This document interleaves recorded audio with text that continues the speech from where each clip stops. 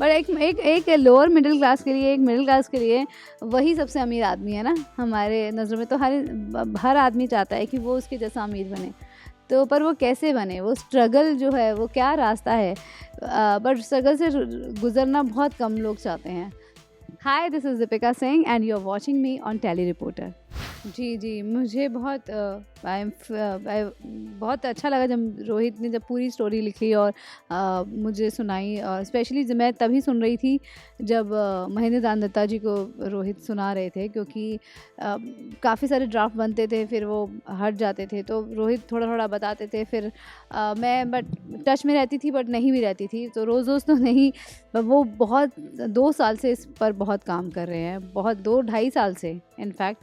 तो जब महेंद्र दत्ता जी को और दिनेश वर्मा जी को जब वो पूरी स्टोरी सुना रहे थे, लकीली वो घर पे सुना रहे थे, तो मैं थोड़ा बहुत सुन पाई, तो मुझे भी बहुत इंटरेस्ट आने लगा और मुझे लगा कि अरे एकदम स्मूथली स्टोरी जा रही है।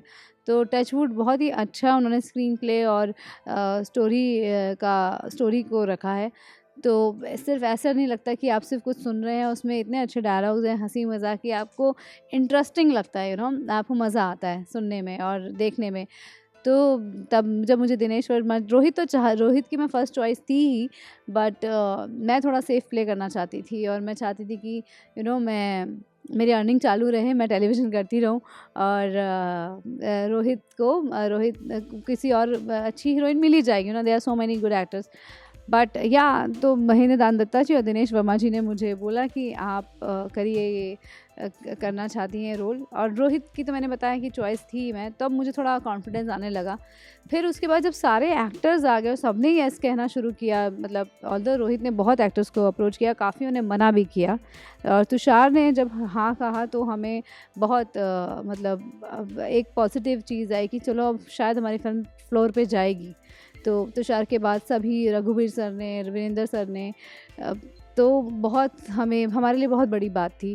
और फाइनली फिल्म बनी और अब फिल्म जो है थिएटर तक आ रही है, तो इट इज़ ऑल बहुत ही सरप्राइज़ एलिमेंट्स हैं। तो बस यही है कि बहुत मेहनत से ये चीज़ हम कर पाए हैं, हम इतने बड़े लोग नहीं हैं, तो जस्ट अ यंग टैलेंट। और रोहित की पहली फिल्म है ये, बहुत ही अच्छे से लिखी है, अच्छे सॉन्ग्स हैं, मयूर जी ने इसमें लिरिक्स दी हैं, तो सब कुछ बहुत अमेजिंग है। इज़ द सेट आप आकर, आपका हमें सपोर्ट चाहिए कि आप 8 जुलाई को सिनेमा में आए, थिएटर में आए और हमारी ये फिल्म देखें।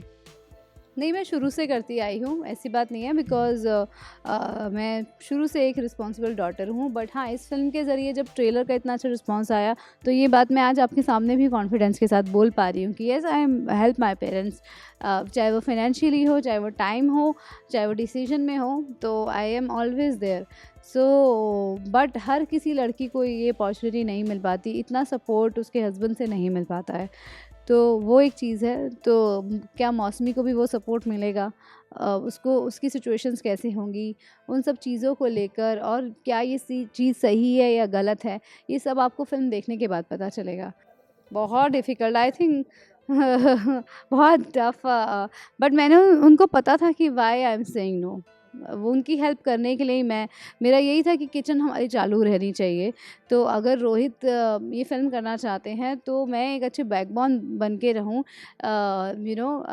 क्योंकि मैं भी एल्डर हूँ और रोहित भी अपनी फैमिली में एल्डर हैं, तो हमारी रिस्पॉन्सिबिलिटीज़ भी आती हैं।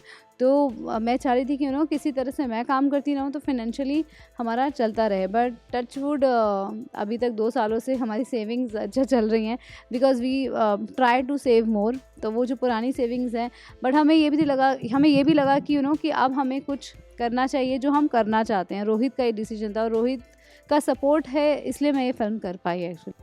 नहीं, Rohit is not the producer is Mahendra Dutta ji and Dinesh Verma ji. Rohit is only the writer and director of the film. जी नहीं, बिल्कुल नहीं आता। In fact I don't feel him कि ही इज़ माई हस्बैंड जब मैं सेट पर होती हूँ, नॉट एट ऑल। इनफैक्ट बाकी डायरेक्टर्स तो शायद मुझे रीटेक भी दें, रोहित रीटेक का चांस ही नहीं देंगे, ये मैं बहुत अवेयर होती हूँ। तो मैं बहुत कॉन्शियस होती हूँ कि वैनिटी से ही मैं अपने डायलॉग पूरे अच्छे से करके चले जाऊँ, बिकॉज मुझे पता है मेरी वजह से अगर रीटेक हुआ तो मुझे नहीं मिलेगा। वो चीज़ है। तो मैं बहुत कॉन्शियस होकर काम करती हूँ डेफिनेटली। मैं चाहती हूँ कि मेरा काम बेस्ट हो और उसमें कोई कमी ना हो, ये मेरी तरफ शिद्दत होती है। तो because we are very good friends and we want each other कि हम दोनों बहुत ऊंचाइयों को छुएं। मैं रोहित ऐसा मेरे लिए सोचते हैं और मैं ऐसा उनके लिए सोचती हूँ, तो शायद इसलिए ये जो बैरियर है हस्बैंड वाइफ का वो सेट पर आता ही नहीं है कभी भी। बट एक लोअर मिडिल क्लास के लिए, एक मिडिल क्लास के लिए वही सबसे अमीर आदमी है ना हमारे नज़रों में। तो हर आदमी चाहता है कि वो उसके जैसा अमीर बने। तो पर वो कैसे बने, वो स्ट्रगल जो है वो क्या रास्ता है, बट स्ट्रगल से गुज़रना बहुत कम लोग चाहते हैं, सीधा चौथी सीढ़ी पे पैर रखना चाहते हैं। तो वो हमारी फिल्म में भी देखने को मिलेगा आपको।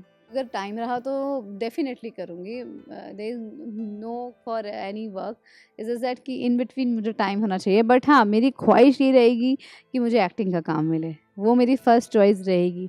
मैं शो के लिए, नॉन फिक्शन के लिए एक्टिंग का असाइनमेंट नहीं छोड़ूंगी। तो अब मोस्टली इतने सालों से इसलिए नहीं हो पा रहा बिकॉज पहले मुझे ये था कि मेरी फिल्म अब फ्लोर पे जाएगी। तो मैं जो आगे सोच लेती हूँ कि हाँ मुझे, तो मैं चाहती हूँ कि मुझे एक्टिंग का काम ही मिलता रहे। हाँ, जब मुझे लगेगा कि बिल्कुल ही फुर्सत हो गई तब मैं सोचूंगी। तो वही मैंने जैसे कहा कि अगर मेरे आगे कमिटमेंट्स नहीं मैंने दिए होंगे, बीच में टाइम रहेगा और वो शो भी उस बीच में शुरू होके फिनिश हो जाए, तब येस आई कैन ट्राई। सिर्फ 3 नहीं, बहुत सारी वजह हैं जो आपको ये फिल्म जाकर देखनी चाहिए। एक तो इसमें इतने अमेजिंग एक्टर्स हैं, अमेजिंग स्क्रिप्ट है, आपको गुदगुदाते हुए बहुत ही खूबसूरत सा मैसेज ये फिल्म आपको एक एक्सपीरियंस करा जाएगी। और इतने अमेजिंग सॉन्ग्स हैं इसमें जो मतलब ज़्यादा तो नहीं, एटलीस्ट आपको साल भर तक तो याद रहेंगे, क्योंकि पिछले 1.5 साल से मैं वो गाने सुन रही हूँ और मैं बिल्कुल भी बोर नहीं हुई हूँ।